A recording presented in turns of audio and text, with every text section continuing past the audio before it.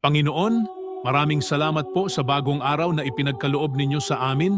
Sa araw na ito ng linggo, itinataas po namin sa inyo ang aming mga puso. Pinupuri at pinasasalamatan namin kayo sa lahat ng biyaya at pagpapala na aming natatanggap. Nawa ipatuloy ninyong gabayan ang aming mga landas, Panginoon. Bigyan ninyo kami ng lakas ng loob at karunungan sa bawat desisyon na aming gagawin. Nawa'y maging instrumento kami ng inyong pagmamahal at kapayapaan sa aming kapwa. Pagpalain po ninyo ang aming pamilya, mga kaibigan at mga mahal sa buhay. Ilayo po kami sa anumang kapahamakan at kasamaan. Samahan niyo kami sa aming mga pagsubok at patuloy kaming magtiwala sa inyong dakilang plano para sa aming buhay. Salamat po sa inyong walang hanggang pag-ibig at awa. Sa inyo po kami lubos na nagtitiwala. Sa pangalan ni